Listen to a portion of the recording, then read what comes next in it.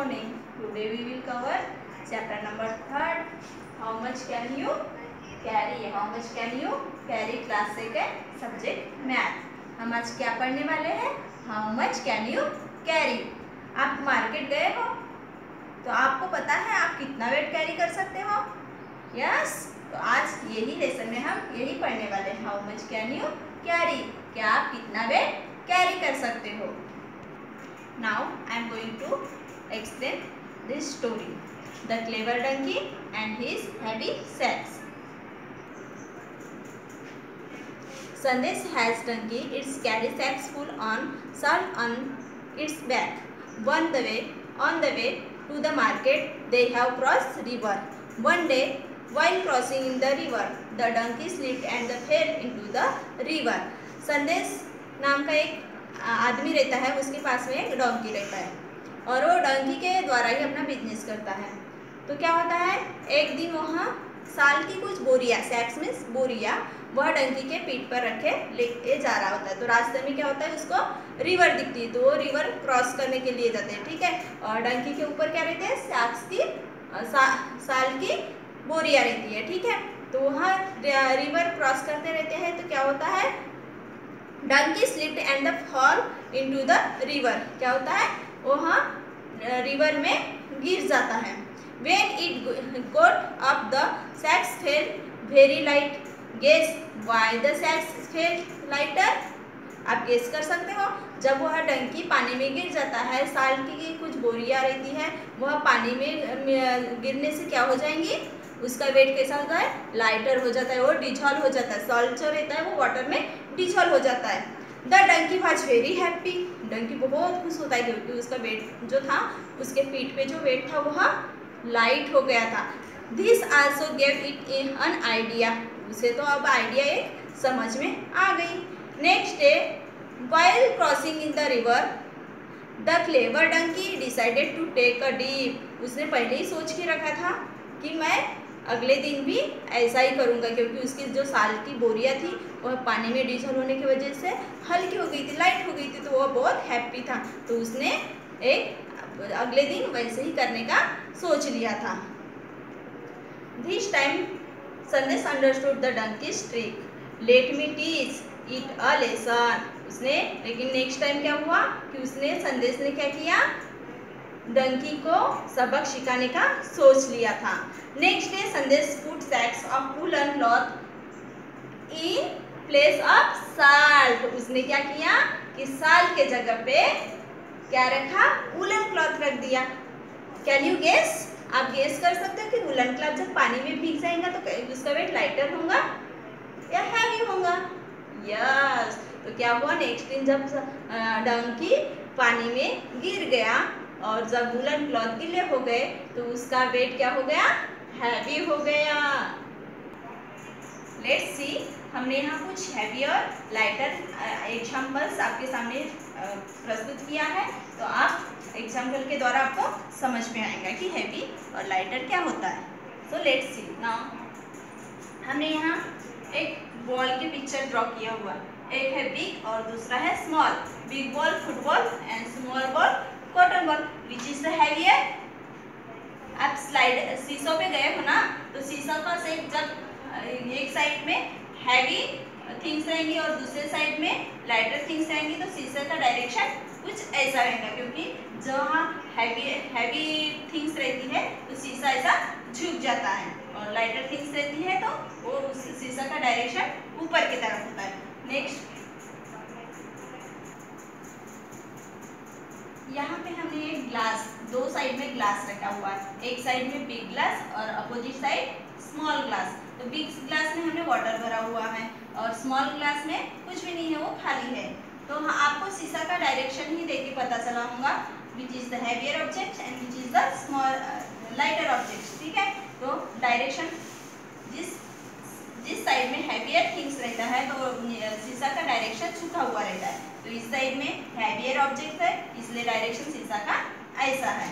Next example, हमने यहाँ equal चीज़ें दी हुई है, ठीक है, इक्वल थिंग्स है ये, यानी दोनों का वेट सेम है। आपको पता चल रही होगा, शीशा का डायरेक्शन ही देखिए, क्योंकि ये दोनों का सेम है, वेट क्या है, सेम है, तो इसलिए देखो शीशा का डायरेक्शन भी इक्वल है। दोनों साइड में इक्वल चीज होने की वजह से शीशा का डायरेक्शन इक्वल है, इसका किसी भी साइड में झुकाव नहीं है, क्योंकि दोनों जो थिंग्स है उसका वेट सेम है, इसलिए शीशा का डायरेक्शन सेम है। हैवियर और लाइटर, आपको यहाँ शीशा का डायरेक्शन देख के कौन सी चीज हैवियर है और लाइटर है इसका फाइंड आउट करना है, ठीक है, इसको फाइंड आउट करना है। शीशा का डायरेक्शन आपने देख लिया, अब आप फाइंड आउट करो कि कौन सी चीज़ हैवियर है और कौन सी चीज़ लाइटर है, और कौन सी चीज़ हैवियर चीज़ कौन से साइड में हमने को रखना है और लाइटर चीज़ कौन से डायरेक्शन में रखना है, तो ठीक है। फर्स्टली हम शीशा का डायरेक्शन देखिए आपने किस साइड में वो झुका हुआ है, जिस साइड में वो झुका हुआ रहता है तो उसी साइड में हैवियर थिंग्स है, ठीक है। तो फर्स्टली हम put on the first thing this side and opposite side put on the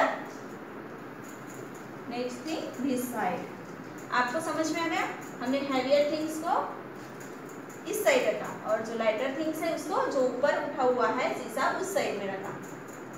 next example, यहाँ पंपकिन और कैरेट दिया हुआ है, ठीक है, तो आपको पंपकिन हैवियर है कि कैरेट, ठीक है, तो आपको शीशा का डायरेक्शन रख के इनको पुट ऑन करना है, ठीक है। तो शीशा का डायरेक्शन ऐसा है और हम फर्स्ट साइड में कौन सी थिंग पुट ऑन करेंगे, yes carrot, and then opposite side put on the pumpkin, हम इसको पंपकिन को यहाँ रखेंगे, तब शीशा का डायरेक्शन कुछ ऐसा होगा।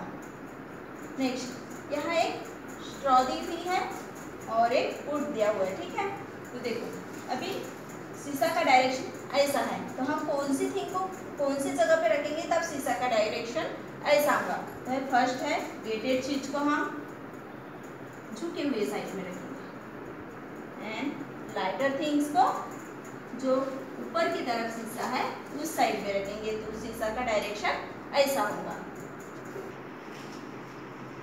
Let's see which is the heavier objects and which is the lighter objects.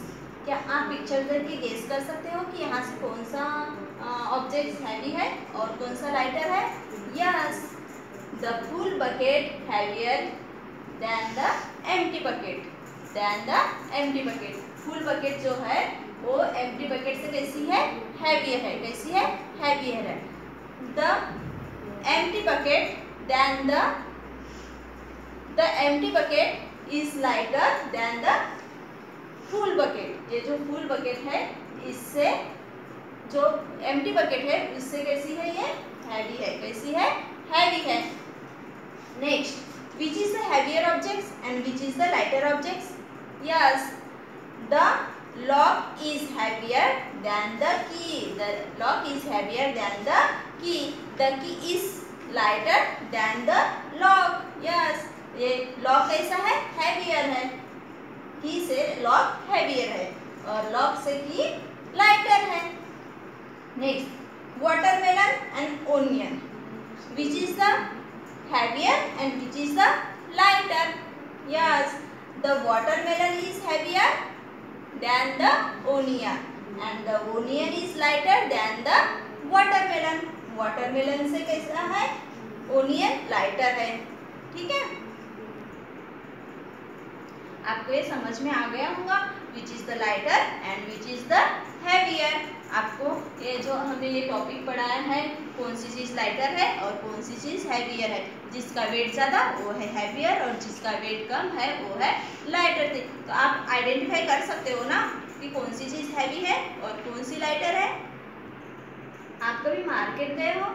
Yes, तो आप मार्केट में जाते हो तो वहाँ 1 kg वेजिटेबल फूड है ना, डिफरेंट थिंग्स आप खरीदते हो ना, तो क्या आप वो कैरी करके लाते हो घर में? यस, बट आप जब हैवी रहती है चीज़ें तो आप कैरी नहीं कर सकते और जो लाइटर थिंग्स रहती है वो आप कैरी कर सकते हो, है ना। तो हम देखते हैं कि आप कौन कौन सी चीज़ें कैरी कर सकते हो। First, which bag can you carry? आपको बताना है कि आप 1 kg के साथ कैरी कर सकते हो।